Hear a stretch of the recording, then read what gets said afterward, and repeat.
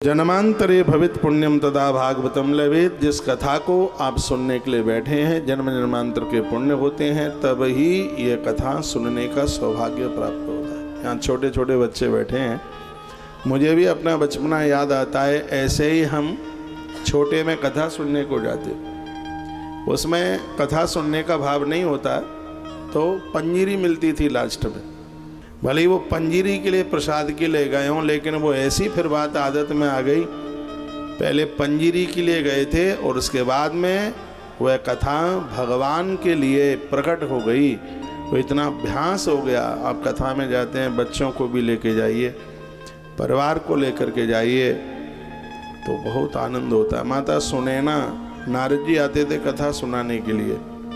माता सुनैना के बगल में उनकी दो बेटियां छोटी सी आके बैठ जाती थी। एक का नाम था जानकी और दूसरी का नाम था उर्मिला। उन कथाओं का इतना असर पड़ा जीवन में। तो कथा तो हमें भगवान से जोड़ देती है। क्या सुंदर बात कही, जन्मांतरे भवित पुण्यम, पूर्व के पुण्य उदित होंगे तब ही भगवान की कथा सुनने का सौभाग्य प्राप्त होगा। आप ये ना सोचिए यहाँ जितने बैठे हैं आप आयोजक परिवार के निमंत्रण पत्र के द्वारा आ गए हो। निमंत्रण पत्र तो इन्होंने 1000 दिए, लेकिन वो तो सब नहीं आ पाए। यहाँ वही पहुँचता है कि जिसको भगवान बुलाता है, उसी को ही मौका मिलता है। अपने भाग्य की सराहना करें। आयोजक लोगों को मैं निवेदन करूँगा, जैसे बच्चों के विवाह में गीत गाए जाते, रात को भी कुछ देर गाए जाते हैं, फिर सुबह भी गाए जाते हैं। सुबह ऐसा जरूरी नहीं है कि तुम नहा धो करके और उसके बाद में ही, सुबह थोड़ा सा जाग करके जल्दी लेट बाथरूम जाने से भी और पहले, इसको कहते हैं रात जगाना। बिल्कुल घर में माहौल बिल्कुल वही होना चाहिए जैसे बड़े बेटे की शादी हो रही हो। फिर तो सब शादियां होती हैं, लेकिन जितनी खुशी बड़ी बहू आती है, बड़े बेटे की शादी होती है तो उसमें बड़ी बहुओं सुन लो, जो बड़े बेटे की शादी में जो खुशियाँ होती हैं, जो प्रसन्नता होती है, बड़ी बहू के लिए तो बढ़िया बढ़िया चीज़ें डोकरी रख लेती है, बना के सुबह नाश्ते में देती है। तो एक तो मैया हमें कह रही थी कि हमारी बहू तो कुछ खाती नहीं, इसलिए उसका रंग काला हो गया है बिल्कुल। मैंने उसके लिए इतनी बढ़िया सी बालूशाही बनवाई है, इतना सब, वो बिल्कुल खाती नहीं है, बिल्कुल सिंगल फ्रेम की है। मैंने कहा धन्य है ये माताएँ, कितना बहुओं का ध्यान रखती हैं। तुम्हें पता नहीं है तुम्हारे आने से पहले तुम्हारे पति की जन्मपत्री ले करके कैसे घूमती थी। ये बताओ कौन सी दिशा में से आएगी, बेटे का विवाह कब होगा, और इसने इतनी प्रतीक्षा करी है, उस प्रतीक्षा में आपका आगमन हुआ है। तो जो बड़ी बेटे के विवाह में जो खुशी होती है, कथाओं के दिनों में वही खुशी, वही प्रसन्नता होनी चाहिए। इसमें तो सबको बुलाओ, नौता दे करके बुलाओ सबको, ऐसा लगे कि बिल्कुल शादी जैसा माहौल बन गया है घर में। हाथ में मेहंदी लगाओ, मेहंदी रचाओ, आओ मेरी सखियों मुझे मेहंदी लगा दो, मुझे श्याम सुंदर की दुल्हनियाँ बना दो। आओ मेरी सखियों मुझे मेहंदी लगा दो।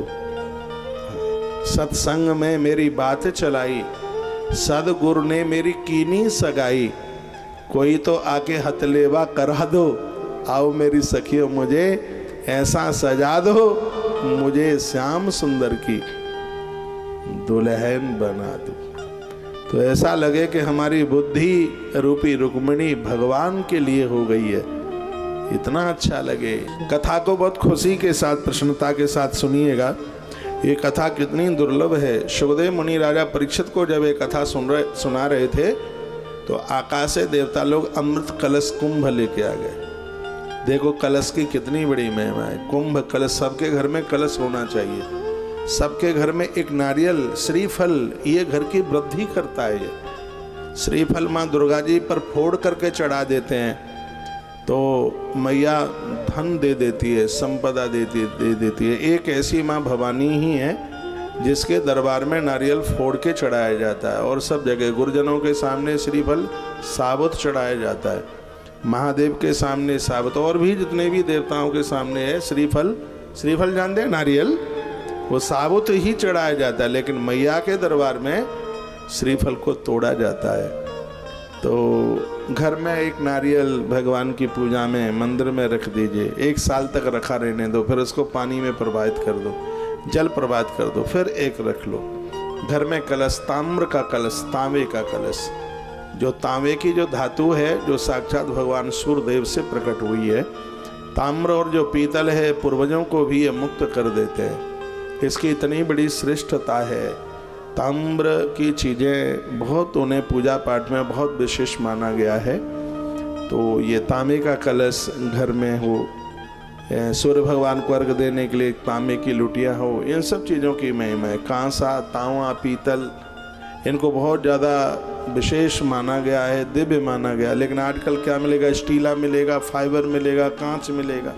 कांच के गिलास जिसको कभी साफ ही नहीं वो होता, पानी में धो के रख दो, फिर कोई आवे अपना जूठा उनको उसमें पिला दो। भैया हम जैसे लोग आएँ तो बिल्कुल फाइबर यूज मत करना, कांच शीशा बिल्कुल यूज मत करना। मिल जाए तो पीतल का बर्तन मिल जाए तो और ज़्यादा वो है, ठीक है। एक आध गिलास वगैरह घर में पीतल के रखिए, इसके द्वारा पितरों को तृप्ति मिलती है। कोई ब्राह्मण आवे, मैं निवेदन करूँगा उसको पीतल के बर्तनों में भोजन कराइए, आपके पुरखे तृप्त हो जाएंगे। मैंने गरुड़ पुराण से वहाँ गया जी में ये बड़ी विशेष बातें कही। इतना बड़ा आयोजन होता है तो वहाँ गया जी में सगरे ब्राह्मणों को पीतल के ही बर्तनों में भोजन कराते। ये ऐसा नहीं है ये सिर्फ आपको ही सुनाने के लिए, ये खुद हम करते हैं। तो मैं कलश की बात कर रहा था, सबके घर में कलश तो मिले। जब भी आपके घर में पूजा होती है तो ये नहीं कि बाजार भागे भागे भागे जाओ। जो धातु का जो कलश है, एक कलश उसको कई बार पूजा में का जिंदगी भर उसको पूजा में आप रख सकते हैं। मिट्टी का कलश है, उसको प्रभावित करना होता है।